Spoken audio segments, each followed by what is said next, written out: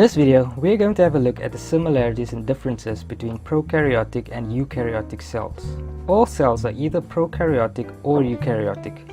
Organisms with prokaryotic cells are called prokaryotes, and organisms with eukaryotic cells are eukaryotes.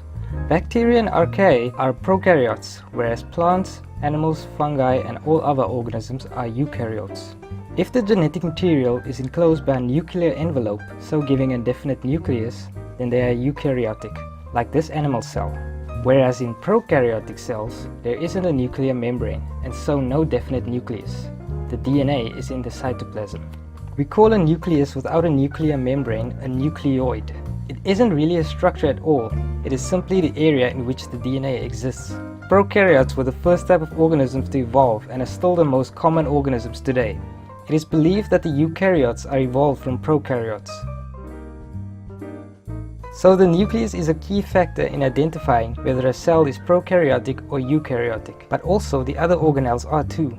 Organelles are tiny structures within the cytoplasm that perform specific jobs, like the energy-providing mitochondria in the animal cell. Eukaryotic cells contain lots of different organelles, whereas ribosomes are the only organelles found in prokaryotic cells. Ribosomes are where proteins are made. Organelles are very important to eukaryotic cells. Bacteria can get by without them because they are so small. Eukaryotic cells are still too small for our naked eye, but they are huge in comparison to prokaryotic cells. Organelles are an efficient way for eukaryotes to organize everything that is happening inside the cell. The cellular functions are compartmentalized, meaning different organelles carry out different processes. But bigger doesn't necessarily mean better. The small size and simplicity is an advantage to prokaryotes. It suits their lifestyle. Being small means they have a large surface area to volume ratio, and so they can easily meet their nutritional needs to grow quickly and multiply rapidly.